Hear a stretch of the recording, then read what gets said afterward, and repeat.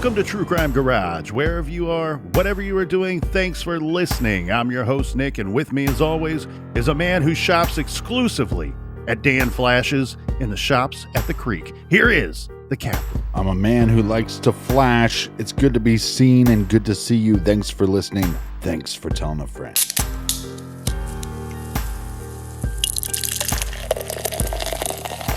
It's another delightful day here in the garage, and we are happy to be featuring Foreign Raspberry Blonde by the unique folks over at Odd 13 Brewing in beautiful Lafayette, Colorado. This is a refreshing and lightly tart blonde ale made with hundreds of pounds of raspberries, ABV 6.3%, garage grade 3 3/4 bottle caps out of 5.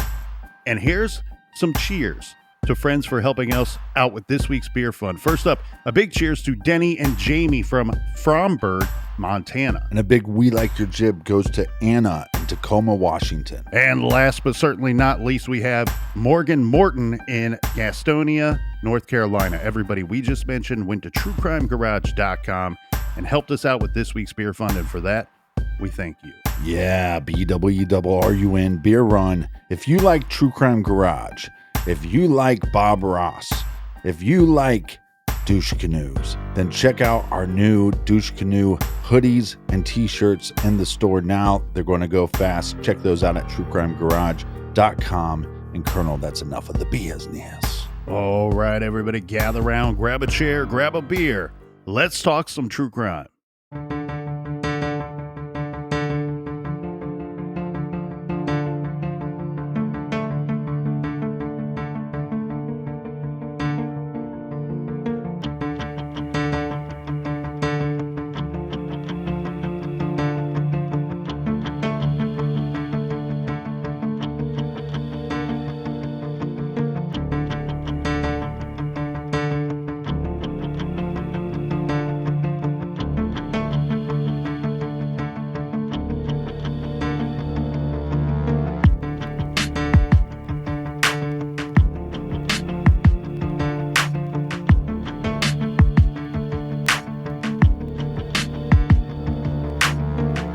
December 28th, 2017, Broomfield, Colorado, near Boulder.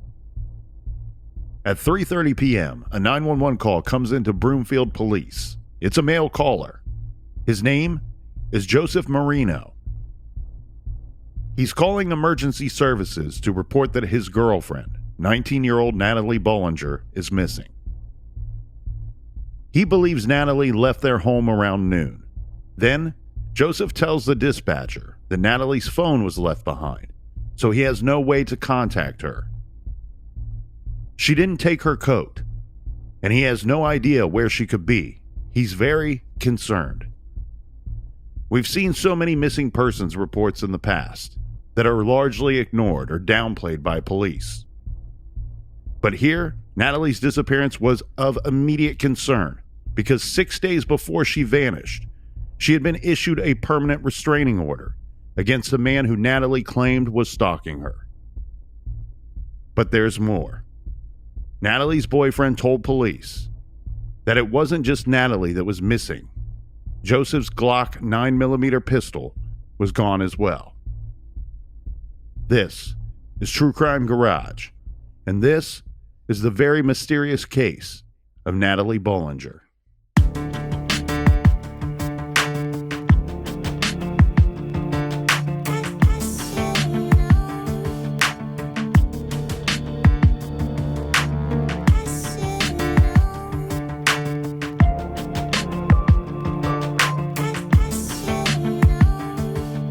Broomfield police took Natalie's disappearance seriously right from Jump Street, Captain. Law enforcement issued an appeal to the public to be on the lookout for Natalie. The BOLO, the Be on the Lookout, described her as a Caucasian female, aged 19. She is listed at 4 foot 11 inches tall and weighs about 100 pounds. She has maroon colored hair, very distinctive hair, maroon colored hair and hazel eyes. She also has 2 facial piercings and a unique tattoo on her left forearm. Some have described this tattoo as something like a sunflower with a yin and yang symbol. That was on Thursday afternoon. and into the evening. Family, friends, and police all out looking for this missing young woman. The next day, Friday, December 29th, a dairy farmer worker in Thornton, Colorado, came across a dead body in the woods just off of a dirt road.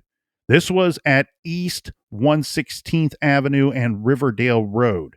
The hiker called the Adams County Sheriff's Office around 3:15 p.m. and reported the body. The worker reported that there was no doubt that the person was dead. Leaves were piled on top of the corpse in a lame attempt to conceal the body. Adams County deputies arrived at the scene. They observed the body of a female wearing black jeans, a black hoodie, black boots, and socks. Her body was covered in leaves. A single gunshot wound was visible in her head. Now, no identification was found with the body, but the Adams County authorities were quickly in touch with the Broomfield police, who issued the Be on the Lookout. They checked Natalie Bollinger's Facebook page. They see this distinctive tattoo, the distinctive hair, prominently featured on the Facebook page, and sadly, they're quick to be able to identify that the body is that of Natalie Bollinger. Roughly 24 hours after Natalie went missing, her body was found. Sadly, it was not what anybody was hoping, of course. And Natalie Bollinger was found within a half-hour's drive from her home. As said, it's obvious to police and first responders when they get to the scene that the victim is dead. Police contacted Natalie's family and had to break the tragic news to them. When the police and the coroner arrived on the scene, there would be reasons to consider maybe this was a suicide. But further examination, with no gun found at the scene, and the impossibility of a body attempting to conceal itself with the leaves and whatnot, it was obvious that this was a murder. And the Adams County Sheriff's Office and the Broomfield Police commenced on a joint homicide investigation. Yeah, it's not impossible that somebody commits suicide out in the woods. Somebody stumbles along and finds the weapon and takes it, but it's just very unlikely. Adams County Sheriff Mike McIntosh held a news conference in which he said there is a 26-hour time period that is missing, where we don't have anyone who was talking to Natalie through social media or by text or in person or on the telephone. That's a crucial time we are looking at. If anyone came into contact with Natalie on the telephone or on social media, or there is a photo of her out there, those are all things that would be important to our investigation. So that's 26 hours, Captain, that is from the time that it is believed that she left the house, which would be about 12:30 p.m. the previous day, and then found the next day around 3 p.m. that next afternoon. Yeah, and what law enforcement is hoping for, we have a 26-hour window. And if we can find somebody that talked to Natalie, we can shorten that timeline by a good amount. During the news conference, McIntosh read a prepared statement from Natalie's father, Ted Bollinger, that read, quote, "Our family has been deeply devastated by this loss and cannot fully express how much we miss our beautiful Natalie. Our hearts are absolutely broken," end quote. Law enforcement is able to hone in on a suspect relatively quickly in Natalie's case. We learn about this, Captain, at this press conference. So we have Sheriff McIntosh that said at the press conference that there was no threat to anyone in the community. And Deputy Michael Kaiser told the Denver Post on December 29th, quote, "There are people of interest, but no suspects at this time," end quote. And that was true, Captain. The authorities already had some persons of interest in their sights the very same day that Natalie was found. And with the comment about no threat to the community, they clearly suspected a targeted attack, and it looks like they probably had reason to. Definitely, if you're law enforcement and you just start going back through her communications on text message, you can see that she feels like there was at least somebody in her life that was emitting a threat to her. Okay, so let's address this persons of interest statement before we move on to someone who is an obvious suspect in my mind in this case, and frankly, one bizarre dude. A person of interest in this case, of course, would be Natalie's boyfriend, who she lived with. And some reports have the two as being engaged to get married. Natalie's boyfriend, Joseph, was looked at pretty good early in this investigation, but he was quickly cleared by detectives.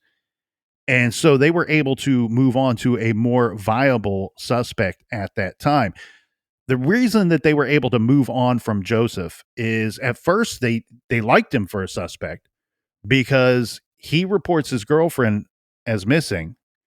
However, he does not tell police immediately that the gun that was in their apartment was also missing. Right. He didn't report this, and he comes clean with them very quickly, saying, look, I purposely withheld that information from you guys because I thought it would get Natalie in trouble.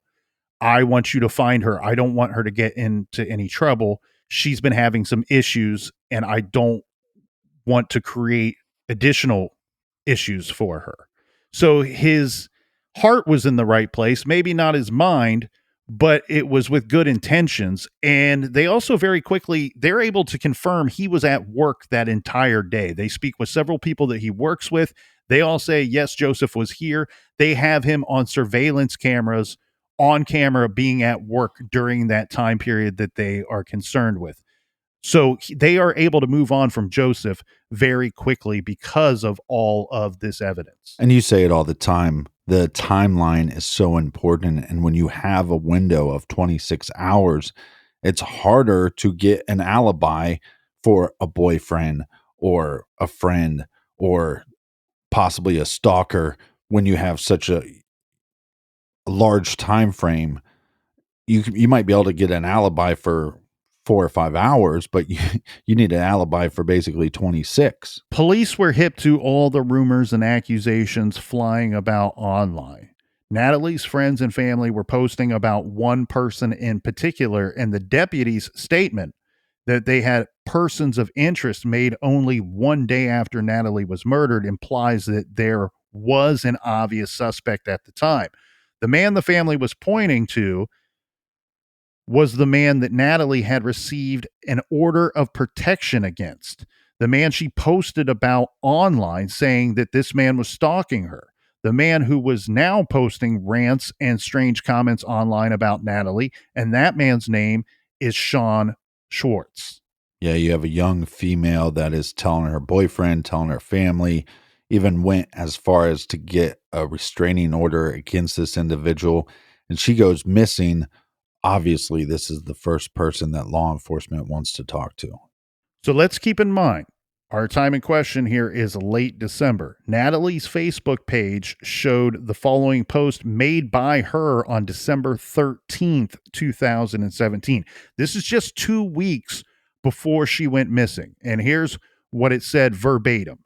Hey, y'all, I have a public service announcement. There is a man, Schwartz.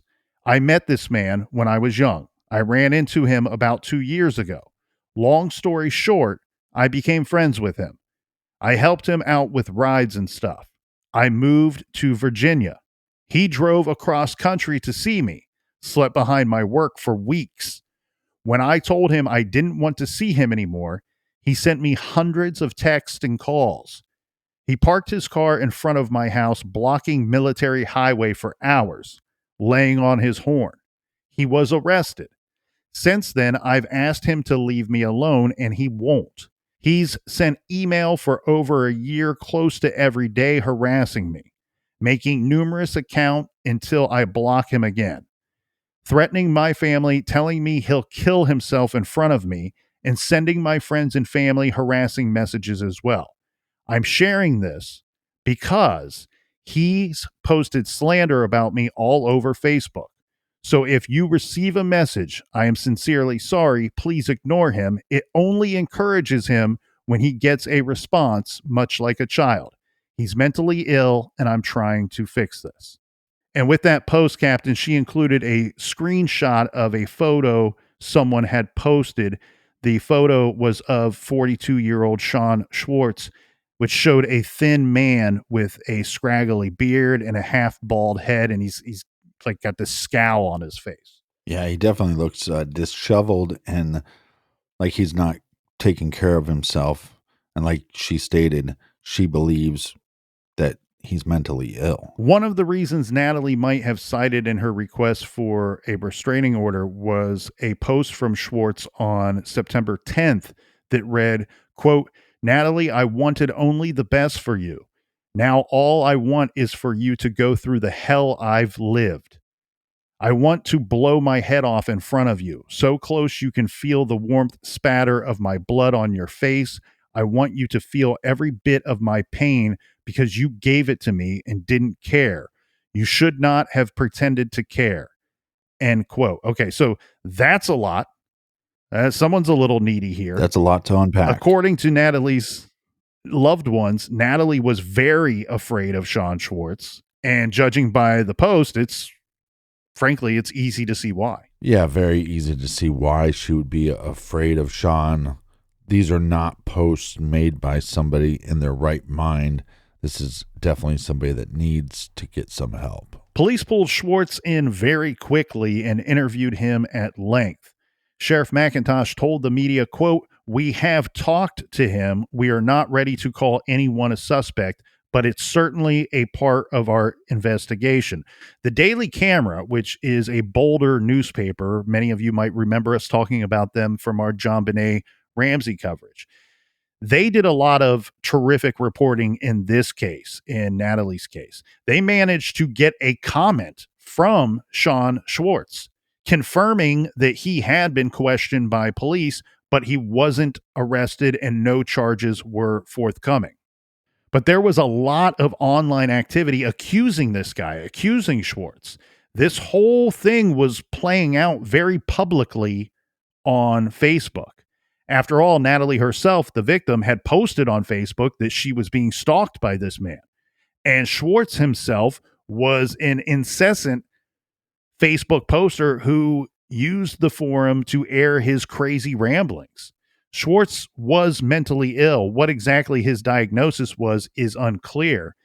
He admitted only to having Asperger's syndrome, a disorder which placed him on the autism spectrum, and Tourette's syndrome, which he blamed for poor communicative abilities. According to him, he received disability payments in excess of $700 a month because of these conditions. As a result, apparently he had nothing to do all day but post on Facebook and his YouTube channel. As we saw, he posted that very disturbing post about wanting to blow his brains out all over Natalie. And of course, it was not lost on anyone that Natalie had then died by being shot in the head. Obviously, when people were concerned about her being missing, they were contacting Sean, and he kept on saying, "Look, I had nothing to do with it. Just help find Natalie." Natalie's friends and family, and even people who weren't involved at all, they're all posting that they knew. They're stating this online on Facebook and such. They knew that Schwartz was responsible for Natalie's murder. The news media jumped in too. Well, look, this guy is definitely not stable. This guy definitely needs to be looked at as a person of interest, as there's other individuals that need to be looked at as a POI, but none of these individuals have a crystal ball. With Heavy issuing one of their own 5 things you need to know about Sean Schwartz. At first, Schwartz sort of kept it together, posting that he was still trying to stay out of the way and let the cops do their jobs. And like the captain said, he's pointing out and saying online, "I didn't kill anyone." But according to Medium, Schwartz created a fake Facebook account and posted in the comments on Natalie's post in which she had outed him as a dangerous stalker. His secret post, he creates this fake account, Captain, so he can go in there and defend himself. Right. He's creating posts that's defending Sean Schwartz and implied that Natalie's family and friends knew exactly what had happened to her. Well, again, he's mentally ill, so him defending himself it might come off making him look more guilty. He doesn't know that he's just adding fuel to the fire. Yes, so everyone online piled on Schwartz, the stalker whose target was now a murder victim. Then after Schwartz's fake account is exposed for what it was, he starts posting back on his real account again. So do you want to talk about some of these posts here, Captain? I never know how much of this stuff, this type of thing, the masses would want to hear. I think it's interesting. Okay, without going through every crazy and often violent or even threatening post that this guy made, he said things like he would kill them all and he hopes that they will all die.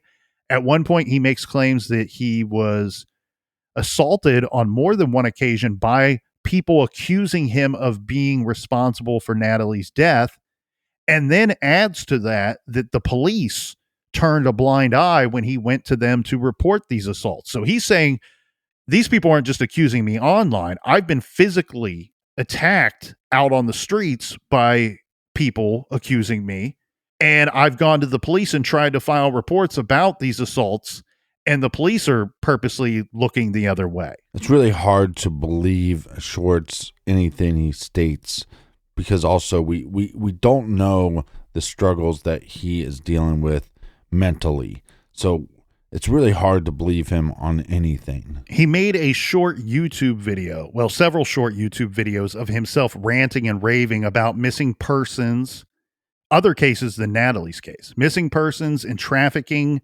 investigations, and that Natalie is evil and her family belongs in prison. Then you take that and you keep going back to the restraining order, right? You take all this activity that he's doing online and you cross-check that with this restraining order Natalie got against this dude because he was totally off the rails even before Natalie went missing, before she was killed. And you got to be saying to yourself, and everyone that is willing to listen, that if it walks like a murderous duck and it quacks like a murderous duck, well, it probably is a murderous duck.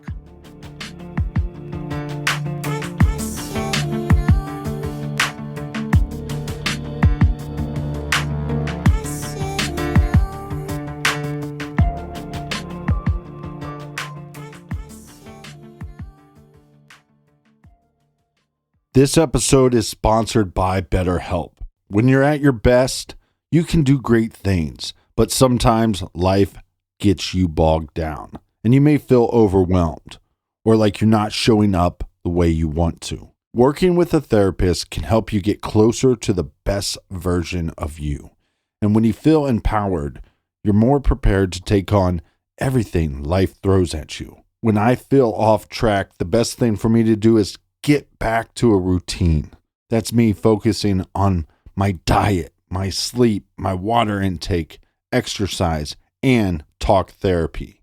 As many of you guys know, I've struggled with depression for years, and talk therapy has been a game changer. If you're thinking about giving therapy a try, BetterHelp is a great option. It's been the best option for me. Why? Because it's convenient, flexible, affordable, and entirely online. Just fill out a brief questionnaire to get matched with a licensed therapist and switch therapists anytime for no additional charge. Like I've said, talk therapy has been a game changer for me, and the best option out there is BetterHelp. With BetterHelp, I've learned coping skills and how to set healthy boundaries, and also knowing that I'm enough, self-empowerment, and dealing with trauma. If you want to live a more empowered life, therapy can get you there. Visit BetterHelp.com/garage today for 10% off your first month. That's BetterHelp, HELP.com/garage. Get back to your best with BetterHelp.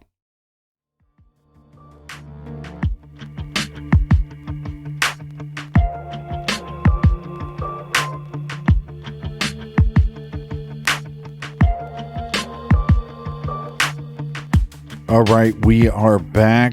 Cheers, mates. Cheers to you, Colonel. Cheers, Captain. Cheers to all the people in the back. Online sleuths came up with what some were calling evidence, or at least online evidence, that Schwartz killed Natalie Bollinger. They noticed that his incessant Facebook posts came to a screeching halt on December 28th with a post about a missing child, this around 3 a.m. that day. Then he remained offline for 19 hours. When he came back online, his first post was about Natalie being missing. This is at 9:50 p.m. on the 28th. And here we go, Captain. On January 9th, police arrested 37-year-old Sean Schwartz. But the arrest was not for murder. So obviously with this arrest, a lot of people online go, well, law enforcement got their man. Seems like Schwartz was at his breaking point. Yeah, because again, the arrest is not for the murder of Natalie Bollinger. What happened was all of this online warfare, as the captain said, pushed Schwartz to the breaking point. He was already showing signs of severe mental illness.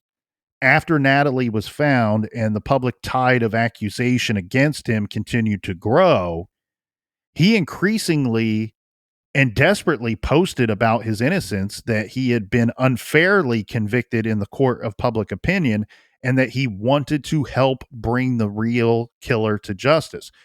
But he continued to spiral out of control, and finally posted on his Facebook page, quote, "I am on my way at John's Church in Boulder on 15th and Spruce. Come out me in the ground, you effing cowards," is basically, and I apologize for the broken English there, but I'm reading it verbatim as he posted it. So this is very dangerous behavior, right? So he's being accused by all these people. Clearly he's at his breaking point. Now he's challenging all these people. Yeah, challenging people. This is scary, but it's also sad because you know that this man is mentally ill.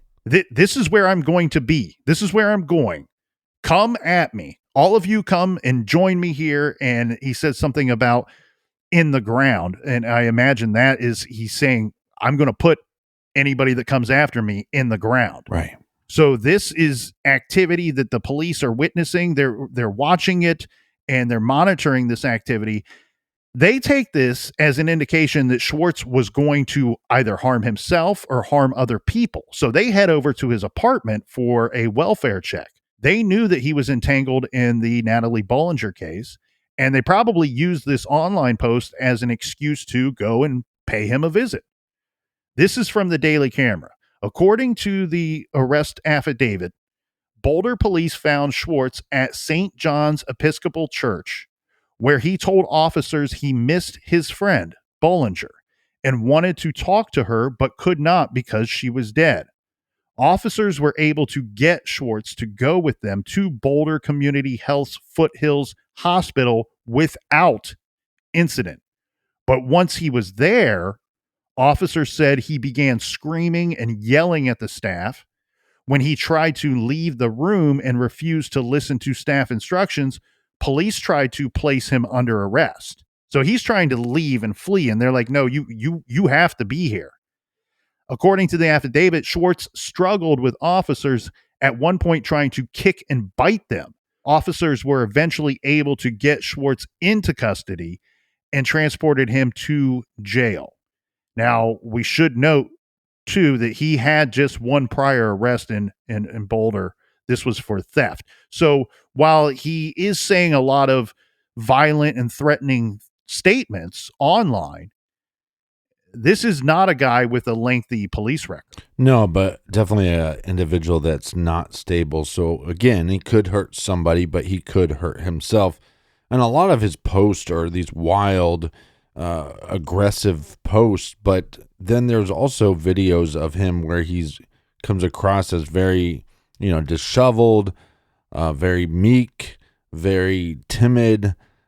So this is a very difficult situation. And obviously this has to be difficult for friends and family members, because you think law enforcement has to look at this guy, and this guy just makes sense that he's the one that's responsible. Schwartz was charged with second-degree assault on a peace officer, obstructing a peace officer, and resisting arrest. The cops did tell the judge that he was a murder suspect and upped the bail, But Sean Schwartz was released on a $5,000 personal recognizance bond, which a lot of people at the time thought was kind of surprising. But this would be unless he wasn't an actual murder suspect. After this whole incident, Schwartz denied that he had killed Natalie. He continued to deny that he killed Natalie. He posted online that cops scratched me off their list. Reportedly, he had receipts verifying that he had a rock solid alibi for the 28th. And ID reported that Schwartz also claims that he was staying with a friend from December 26th through the period when Natalie disappeared and then was later found. Well, this makes it more difficult for her friends and family and law enforcement, because if you think this guy is responsible, you're also afraid that he might do something to himself and that maybe we never get answers in Natalie's case. Well, and what's wild here in this case, Captain, and warranted in some way, is people online were furious. They're like, this guy so obviously killed this girl, killed this young woman. He needs to be arrested. This case isn't that difficult. What are these detectives doing? What is this sheriff's department doing? They're not capable of solving this, clearly.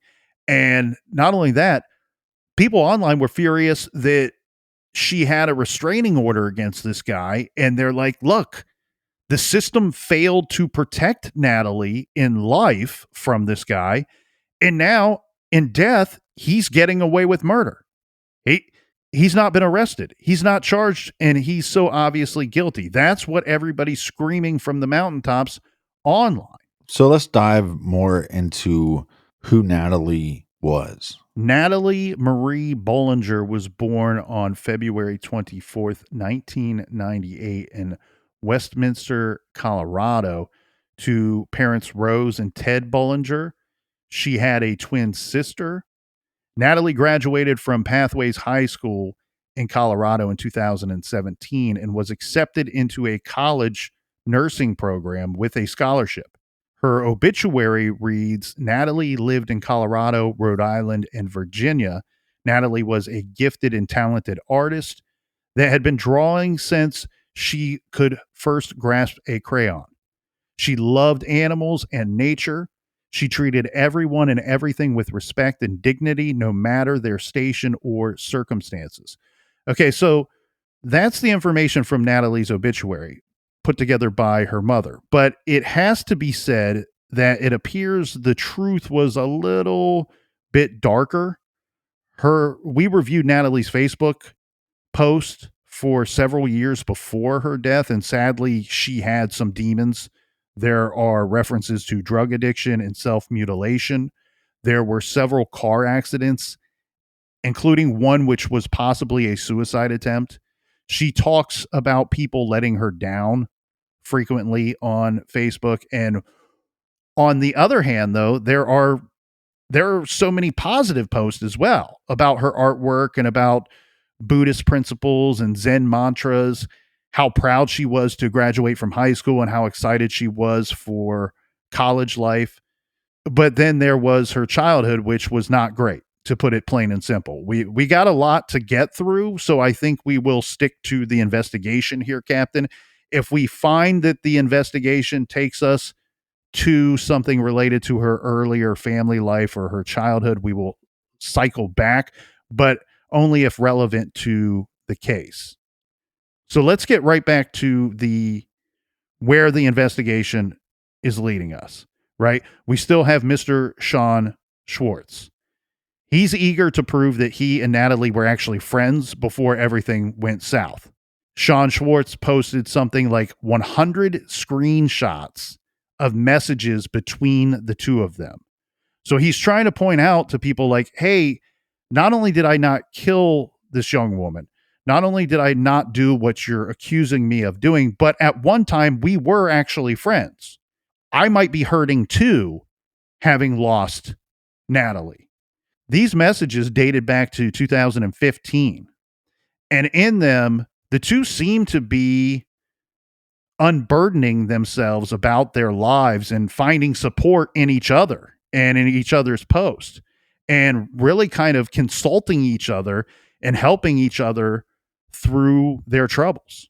Well, when you're dealing with mental health issues and you find somebody else that has dealt with some of the same stuff as you feel less alone. So you feel like you have a partner, and you feel that you can be open and honest with maybe some of these struggling thoughts that you have.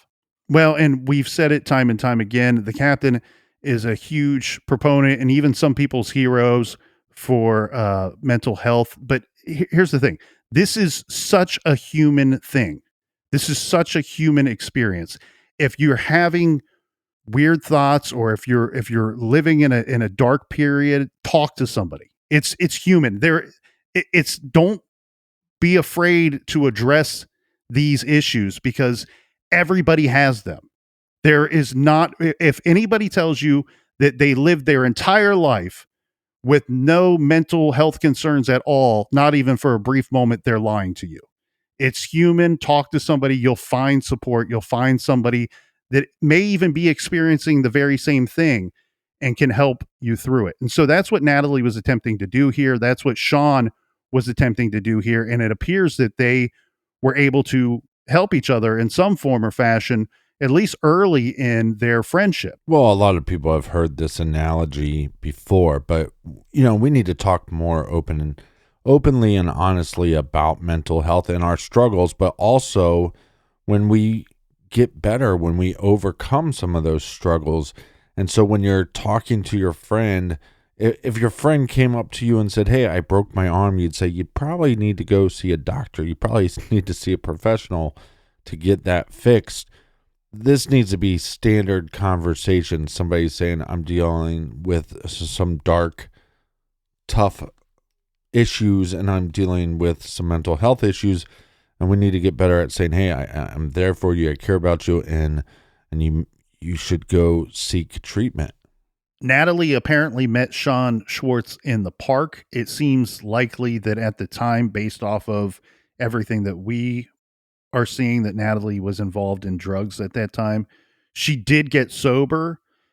And even after getting sober, she maintained a friendship with Sean. That's just a fact. I know a lot of people don't like this Sean Schwartz character, but it's a fact that they were in fact friends or friendly at one time. She's trying to help this guy, and she's providing services for him that he needs, things like helping him with a ride somewhere from time to time, and the verbal and emotional support by exchanging these messages. Now, at some point, this is in 2016, they had a falling out, which ended this friendship. Schwartz reportedly claimed in one of his videos online that it was because he had posted personal information about Natalie. This is personal information that she had shared with him, and he ends up posting this online and making it public. So we can see and certainly understand why they had a falling out. Right. After her death, Sean tried to explain away the whole alleged stalking thing too. This to heavy.com. He says, quote, "I have a flip phone that proves I was invited to Virginia by Natalie. We had no sexual relationship. I was her friend. I went to Virginia because Natalie got into a car accident within 24 hours of telling me she wanted to kill herself. That's why I went there. We were friends," end quote.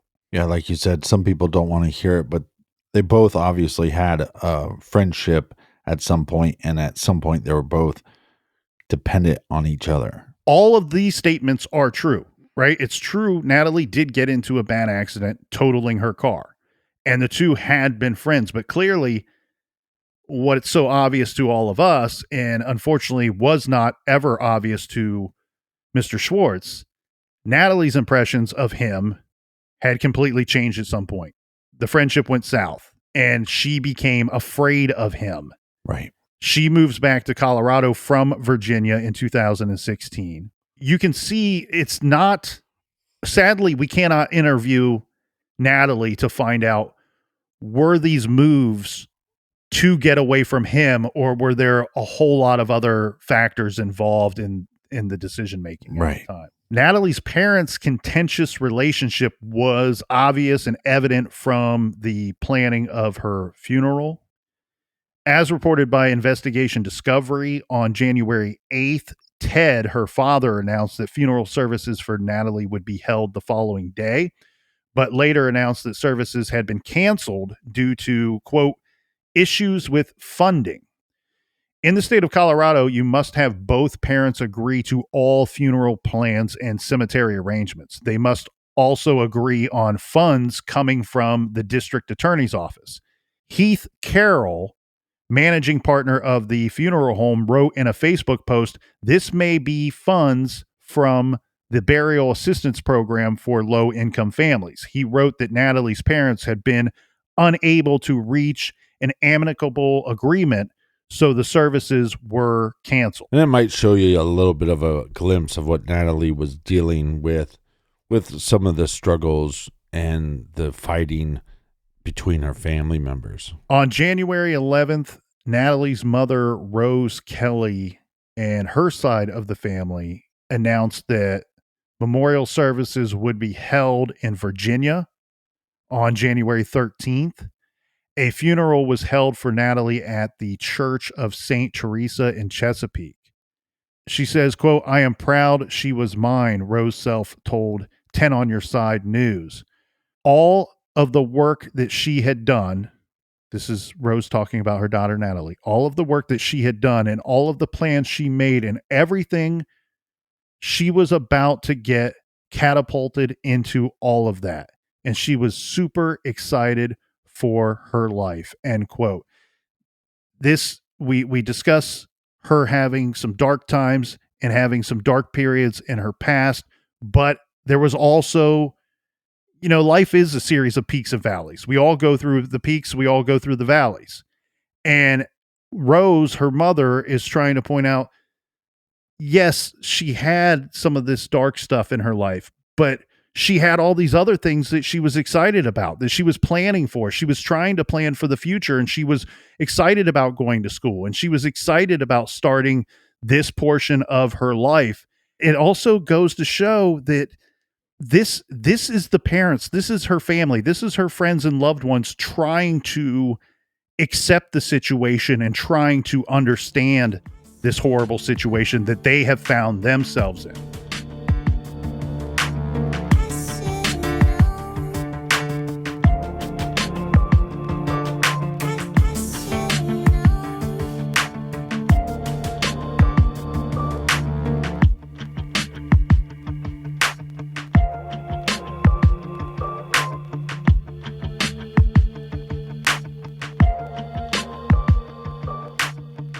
Want to thank everybody for joining us here in the garage. Stay tuned till tomorrow. So much more left in this case. And until then, Be good, be kind, and don't litter.